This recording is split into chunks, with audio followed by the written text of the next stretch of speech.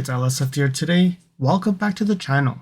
Today we're going to be diving into Lexus March and Q1 2025 sales numbers. We'll break down how Lexus performed last month and how it stacks up with Q1 2024, and discuss an important factor that might be influencing sales numbers, and that's the looming 25% tariffs that is set to take effect on April 3rd. So we first look at the press release. So there are a few highlights that we have here. It does show that the first quarter electrified sales for Toyota and Lexus has made up of more than 50% of total sales volume. So electrified vehicles, hybrids, BEVs, plug-in hybrids are now more than 50%. The Lexus division has recorded its best ever first quarter sales. And there's actually more best in for Lexus. And when you look at Toyota North America, so this is US sales, 231,335 vehicles, and that is up 7.7% compared to last March. And when you look at electrified for March, it represents 48.7%. And when you look at the first quarter of 2025, 570,269 vehicles, and that is up 0.9%, not a lot. And then when you look at the electrified, it's about 50.6%. And then that includes Lexus and Toyota there. But then let's just focus on Lexus. So Lexus is 35,095 vehicles, and that is up 14.1% compared to last March. And when we look at the first quarter, 83,043 vehicles, and that is up 5.8%.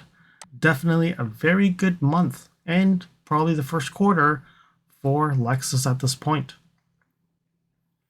So they have the highlights. I'm just going to go down to just the Lexus ones. So you can see that it says the best ever first quarter sales result. It's up 14.1%. Electrified vehicles, 13,489 for March, and that's up 15.6%. First quarter sales is up 5.8%. First quarter electrified is up 13.1%. And they have the best first quarter sales for the luxury utility vehicles. So like all the NXs, RXs, and all that.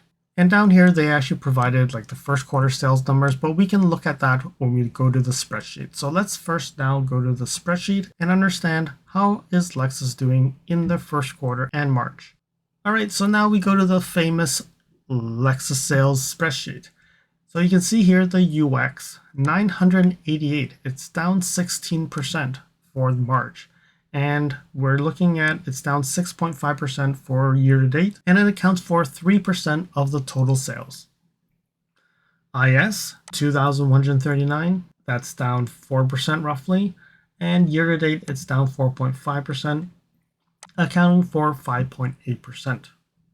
We have the ES 4,020, and that's up 5.8%, and you can see the first 3 months it's been up. So 9,198, and that's up 8.5%, and that accounts for 11% of the total sales. We have the NX. So we look at the NX, 7,077, best at least for this past 7 years here. We're going to go down to the bottom and look at the full lifeline of NX, but I believe this is the best March ever. And you can see that January, February, March, it's actually gone. It's been the best of the 3 months. So up 5.1%, 17,992. We look at the RX. RX is down 1.4%, 10,452, just a little bit under last year's number, 24,716, and that's down 6.6% for the RX. And that accounts for 29, almost 30% of the sales. And the NX was about 22% of the sales. The LS, 140, down almost 43, and when you look at it, it's 420 vehicles for year to date, and that is down 38.5%. So we remember the video of the end of the LS. Sales numbers aren't really helping the LS at all.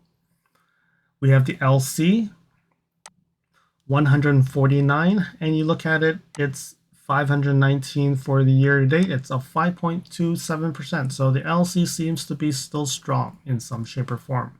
And that is about 0.6% of the volume. The LS is 0.5, and you can see the RC is 0.5. The GX it's up 572%, 3,922. Well, really, when you look at it, last year it was just very small numbers because they just started to sell more. So reality is, I wouldn't see this as a, oh, that's so much more.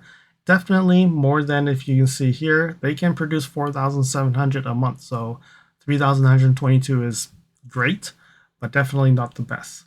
9,239, and you can look at it, it's up 140%. And I think this year we should see sales records on this. It can pass probably 40,000 vehicles. The LX 733, and that's up 31.13%, and that's 1,704 for the year to date, and that's up 0.4%. So I think it started to now flatten, but it's still strong sales for the LX. And then we can see the last edition for the RC 186, up 28.28%, and 452, and that's up 10% year to date. And that takes, again, 0.5% of the total sales. We have the TX 4,584, and that's up 25.62%. And you look at year to date, 10,045 vehicles, up 0.9%. But then you can see next month, we probably will still start seeing the same sales. And then in June, we probably could see significant numbers because of the stop sale last year.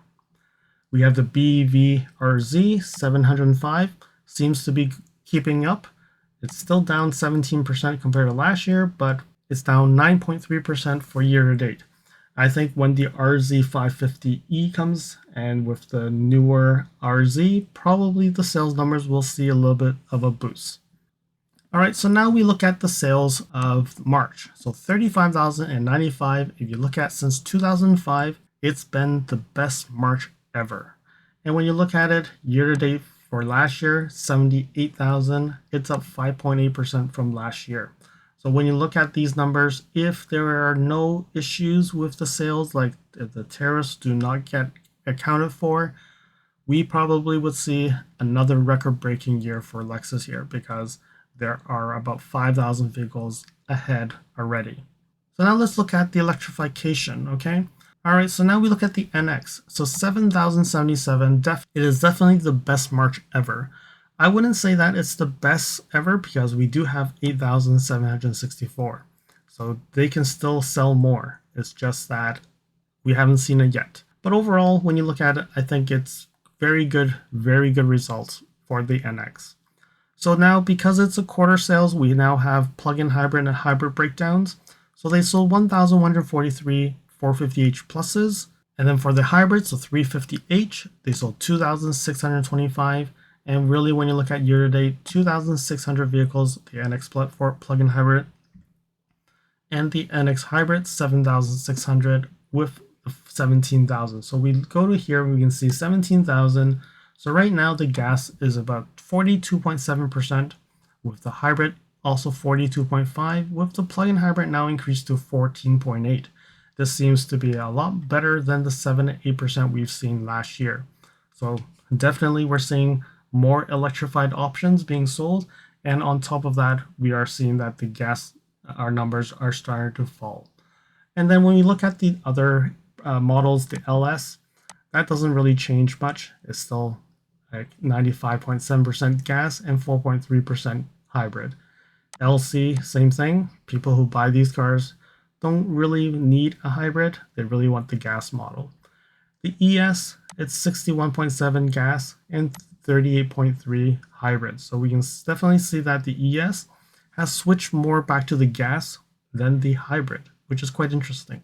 All right, then we look at the RX. So we can see that the RX, the numbers of the plug-in hybrid has definitely increased as well. 8.2% of the sales are the plug-in hybrid, 43% is the hybrid, and 48.7% is the gas. So you can definitely see that the RX is similar to the NX, where now gas and hybrid, not percentages wise, are very close. And then with the plug-in hybrid increasing as well.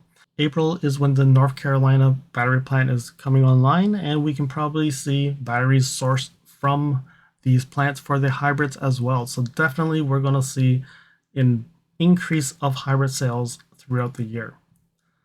And then when we look at the TX 10,000 sold, about 80% right now is still gas. So you can see that the trend has always been the gas model is the first, and then the hybrid, and then the plug-in hybrid. And then you slowly will see that the shift between the gas and hybrid getting 50-50. So at this point, we still see that the TX, they're still producing more of the gas model than the hybrid models. Follow me on Instagram at LSFT Videos. You can see updates on my experience with the NX 450H Plus, which may not be shown on any future videos. You can reach out to me via direct messaging if you have any questions on your Lexus. If you like this video, you can provide me feedback in the comments below, like this video, share it with your friends. This definitely will help with the YouTube algorithms. Press the subscribe button and bell icon and get notified when new videos show up. And lastly, if you want to support me further, you can provide me a super thanks, or visit my Amazon storefront before you purchase anything from Amazon, or you can purchase products from the list on the items that I've been using with my vehicle or at home at no extra cost to you. And now, let's continue with the video.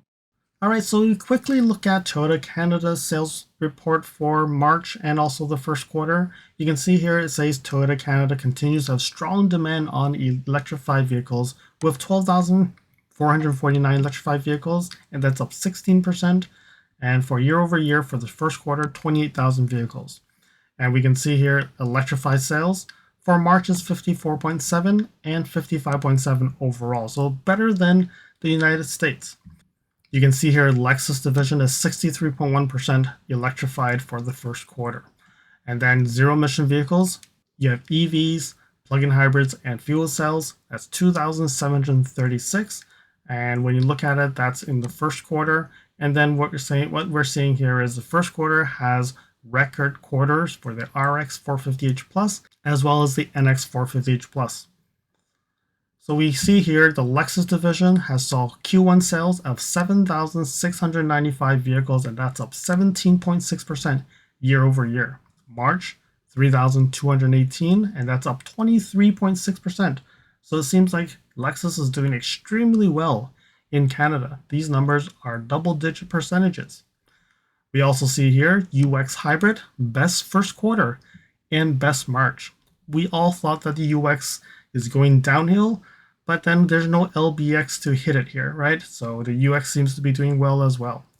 The NX Gas, the 250 and the 350 got its best March, but the NX Hybrid, the plug-in hybrid, the RX Hybrid, and the RX plug-in hybrid all got its best quarter and its best month. So you can see here the hybrid got its best Q1, but the NX 450H Plus is best quarter ever. So it doesn't matter which quarter, it's selling the best of the quarter. Same with the 450H Plus. And the TX hybrid, best first quarter, and the GX, best quarter ever and best month ever. All right, so then now we look into the total for Canada. 3,218 is definitely wow. You can see such a big difference compared to other Marches. So 7,697 year to date, and you compare that to the best year, 31,000, it's 7,250. So right now, 7,697, that is 400, almost 450 vehicles more, and it does look like a very good start of the year. So it's up 17.6% in the first quarter. So one major question regarding the sales numbers being higher in March is it because of the upcoming tariffs? Are people rushing to Lexus dealerships to buy their NX RXs because they're worried that the prices are going to go up 25% beginning April 3rd? So we can definitely see that Toyota is impacted for sure on this, but they're not impacted as much as Honda. As you can see that Honda has 60% of their sales have North American exposure. So this is looking at one quarter of 2024, and you can see that Toyota has 695,000 sales where they sold 2.4 million vehicles. 28% is impacted. So their numbers are not as bad, even though in volume wise, they're as bad, but they probably can compensate with the other sales around the world. And in addition, you can see here, Toyota does say that it will maintain operations despite US tariffs. There has been reports saying that on Monday, so a few days before the tariff announcement, that the world's biggest automaker does not plan to raise prices for vehicles sold in the United States for the time being. So the key is for the time being. It means that they could still do it, but at this point, they're not looking at doing it. Even with the Trump's 25% tariffs on global automotive imports, well, that will take effect on April 3rd. So what they're saying is, while closely monitoring developments from US authorities, including tariffs, we'll continue to work on reducing fixed costs and maintain our current operations for the time being. So I would say I'll give thumbs up to Toyota, not passing on the costs to the customers, and hopefully that this will not impact their sales, but there definitely is a bottom line. They need to make sure that they can actually reduce the cost as well and try to find ways to get around it. And if they cannot, I think it will be time for them to increase prices. And I think it does take a lot of mathematicians to really figure out how are they going to calculate how much are they going to increase for each model. Time will tell, and hopefully the tariff situation will end shortly, and then we can see that the sales numbers for Lexus will continue to rise year after year, month after month. So the bigger picture, what is going to happen next? So looking ahead, April sales will be critical to watch. Will demand slow down once the tariffs are in place? Will Toyota and Lexus hold prices steadily despite higher costs? Or will we see automakers find their ways to offset this expense? One thing is certain is the tariffs is going to make waves in the industry, and we'll be following that impact closely to see what does this all mean. So what do you think? Will Lexus take a hit after April, or will Toyota's commitment to hold prices steadily keep the sales strong? Let me know in the comments below.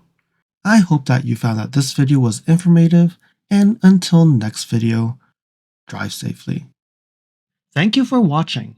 If you liked this video, please comment, like, share this video, and if you want to see more videos like this, you can subscribe to my channel and press that bell icon to get notified when new videos are posted. And if you'd like to support this channel, you can provide me a super thanks. And until next time, cheers.